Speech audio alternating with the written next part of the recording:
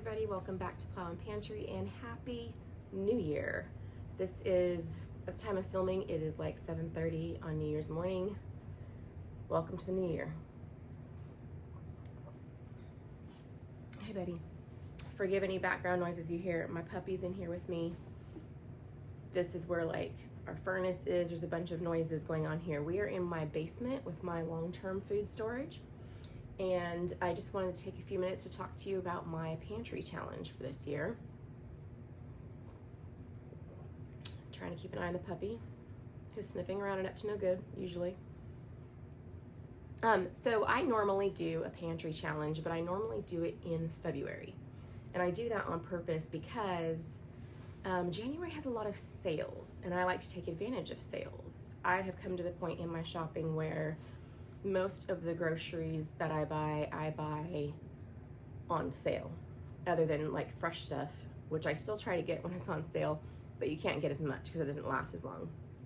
But this year I was going back and forth between doing my normal February one or doing it in January like everybody else does. I've never made videos about my pantry challenges before, and decided to document it this year. I was going back and forth between January and February, and I saw that Three Rivers Homestead is doing a challenge where she actually does 2 months, January and February. And that intrigued me because honestly, February alone is not much of a challenge for me anymore. And challenging yourself is good, even if you're used to it. So I decided to hop on board and do the Three Rivers challenge, pantry challenge. I don't know at this point how far into February I will get. It kind of makes me a little nervous for a couple reasons. I just decided last minute, like day before yesterday, for sure yesterday, to do this pantry challenge starting today. So I did not do a stock up haul, which the point isn't to go buy a ton of groceries and hope they last, but I do normally get some fresh things in anticipation, and I don't, or things that I know we're going to use and that we're getting low on, and I didn't do that this time, so I'm a little bit nervous. We'll see how it works out. So one of the things that I liked about the Three Rivers challenge is you can make your own rules, which is why I normally just challenge myself, because when you're doing a challenge, you want to do something that works for you, and I don't mean works as in makes it easy, but takes into considerations the things that are unique to you and your family, whether that be that you still want to be completely open about buying certain things. A lot of people doing the challenge want to spend money on dairy and produce and stuff like that. I'm one of those people. We'll get to that when I tell you my rules in a minute. But one of the things I wanted to be able to do was take advantage of really good sales because that was one of the reasons I don't normally do the challenge in January. So I will explain that a little more when we talk about my rules. By the way, this is not like my October freezer challenge. If you want to watch that, I will link the playlist below. In the October freezer challenge, my point in October is always to make a little bit of room in the deep freezer for some holiday things. So it's not about not spending at the grocery store. It's about just kind of making room, using stuff there. And I don't have any limitations as far as buying other food. But this is more to... Pantry challenge is more to stay out of the store, to use what you have, okay? And there are several reasons. People do the pantry challenge for different things. A lot of people do it just to save money. That is certainly a huge benefit and one of the reasons I do it, but mostly I do it just to make sure, for two big reasons. One, make sure I'm rotating through things. When I am using a canned good, the dog went upstairs, like grape jelly here, I want to make sure that I am always keeping the oldest stuff at the front, that I'm pulling the oldest stuff. And when life happens, you get kind of busy putting stuff away, things start to get out of order. So I typically clean out this area in January, like mid-January. And I also clean it out like in June, right before the big canning season starts. It helps me get some things back together. Because normally, for example, I'll put all my tomato products down here. But you know, if the season is going on, I find a good sale, or I've had a good tomato year and I've canned extra and I run out of space, I'm going to be shoving jars here and there. And so doing the the organization part of the pantry challenge helps me just rotate through things, reorganize things, and I feel the need to do that about twice a year. I do it in January in anticipation of the challenge and as part of it as I start to use stuff and make room, and also in June to make sure things are organized and I have spaces for things I'm going to can as I start to come out of the garden. Another reason that I do pantry challenge is to start to use up things that just kind of get, like, I want to call them stray bits is what I usually refer to them as in my head. Just little things that don't get used up. Like maybe I bought, like I know in my refrigerator right now upstairs, I have a bottle of balsamic glaze that I bought to try a recipe. And since that recipe, the bottle's just sitting there half used. I want to use it up. I've got half packages of frozen burgers to use up. Little odds and ends, stray bits. That's what I mean by that. Also, saving money is of course a big one. We're pretty budgeted in December, so it's not usually for me recovering from the Christmas spending, but saving for something else or just spending money on something else. Right now, I have a couple projects, home improvement projects I have in my mind that I want to do. And if I did the January and February challenge, I could possibly do both. One of them I'm not sure I'm brave enough to do. Shh, I want to build something, but my husband will be gone when I do it. I've never built anything. Don't tell.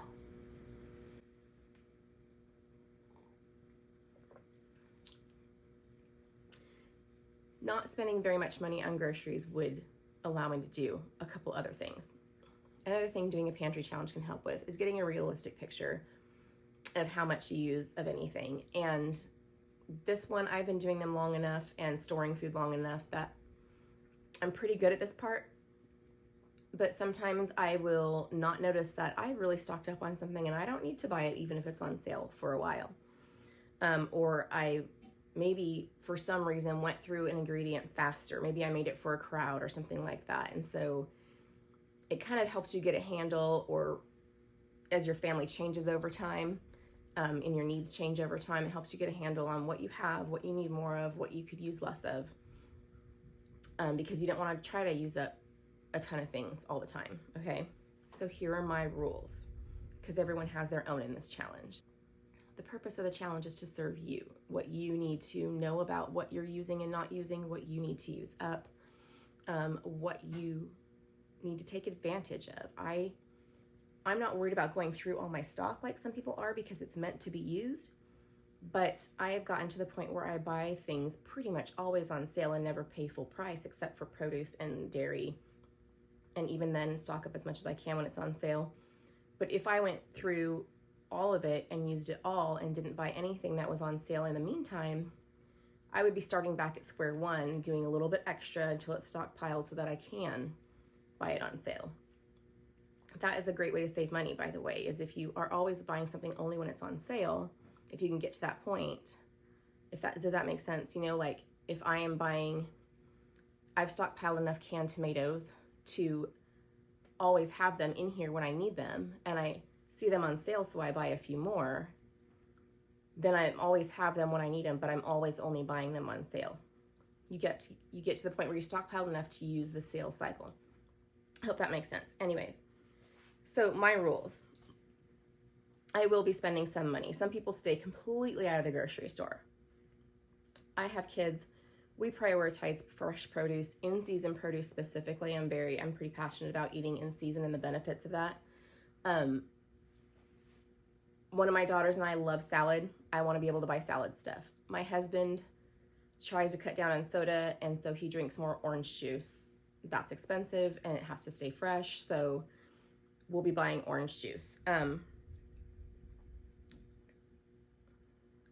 I am doing the January challenge.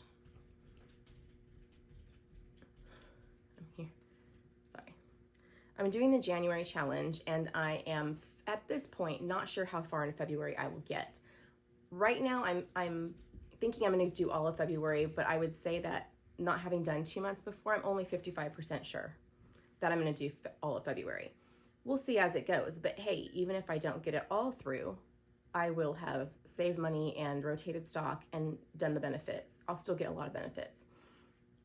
I'm one of those people where if I break a rule or don't, like if I'm saying I'm going to spend this much and I go a little bit over, I feel like I failed.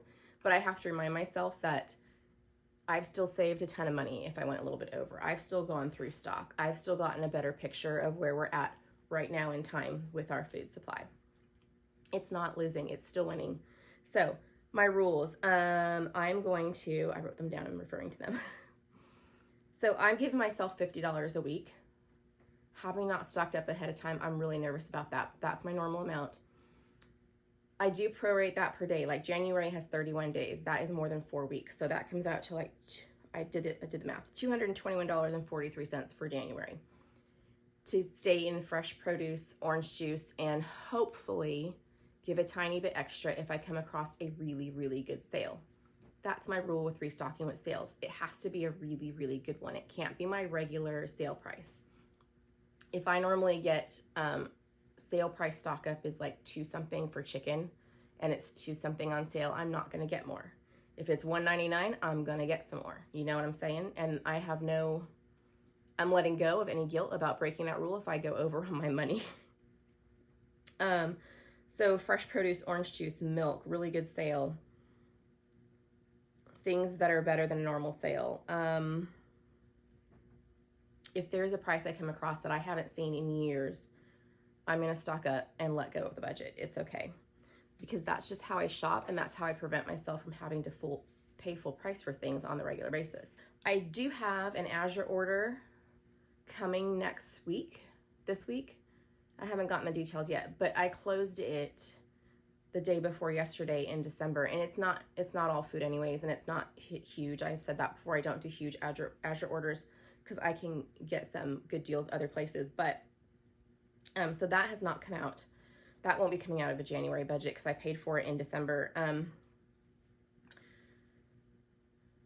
Let's see. There's no change for me to my eating out budget. The humidifier is kicking on. I won't say, oh, we're low on food and I don't know what to make with this, so we're gonna go out to eat. That's not the point. You're supposed to just try to make do and get more creative with how you cook.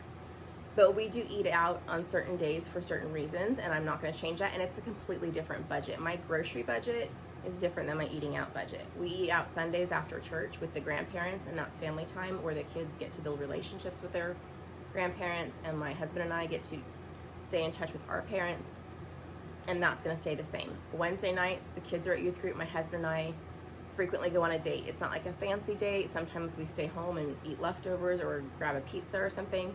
But that's a different budget too. That's a date night budget. But those don't come out of my regular grocery budget. We do have some sporting events this month where we will be far away, and it's not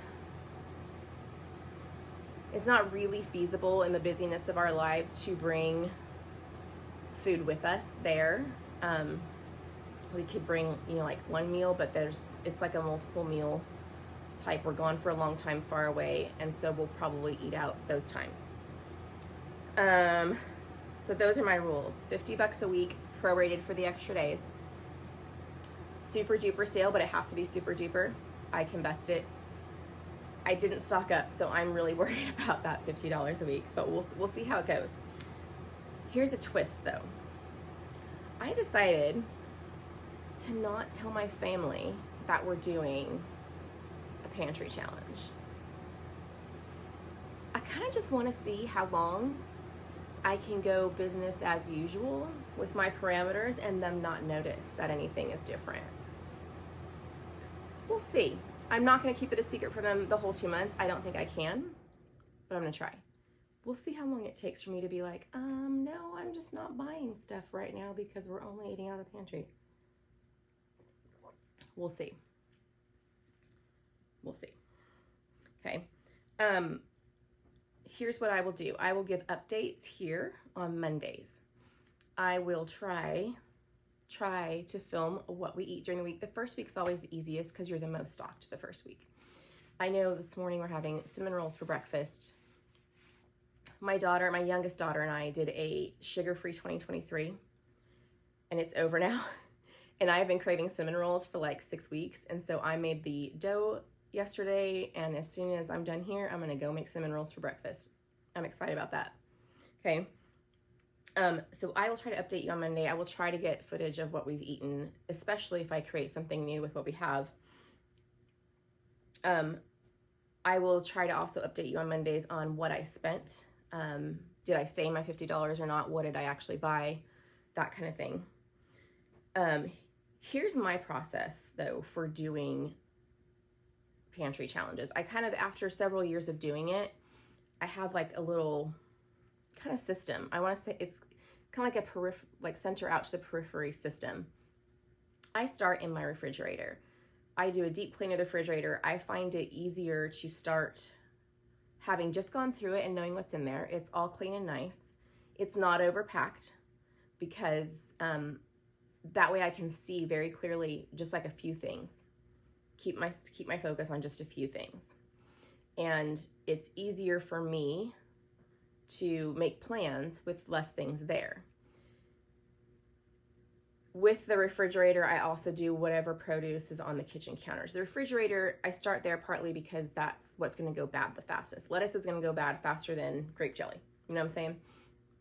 And also on the counter, I've got like lemons and potatoes and onions on the counter, stuff like that. So all that stuff that is going to expire first is what I'm going to use first. Then I kind of move to the kitchen pantry, or working pantry as some people call it. I start cleaning that out, and this is how I deep clean my food system every time I do a pantry challenge.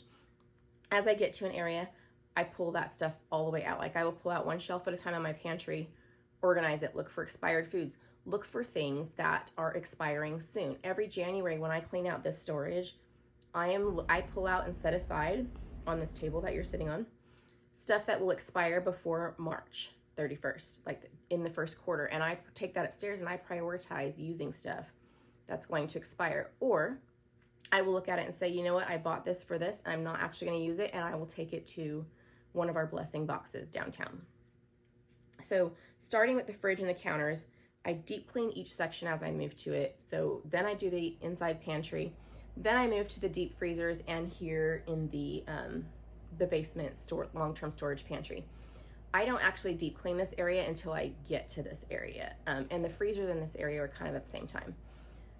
I don't deep clean my freezer. It's almost opposite until after, because then it's more empty and I can defrost if I want to, that kind of thing. But I will go through these shelves, pull things off, clean the shelves, clean any dust on the cans. There's not usually much. Put stuff back in correct order. You know, if there's stuff that's separated, like I've got chicken on 2 shelves here, I don't know that I need it on 2 shelves. Get it reorganized. That'll probably be about mid to late January, like second, third week of January. And that's how I organize during the year. I do the same thing down here in June. So that's my process. Let me know in the comments if you're doing anything pantry challenge wise or some other way to use what you have. It could be toiletries, could be cleaners. There's a lot of different things. And what you do for your processes. I will see you next Monday for our first update on what we ate, what we spent, how we're doing on the pantry challenge. Until then, have a great new year.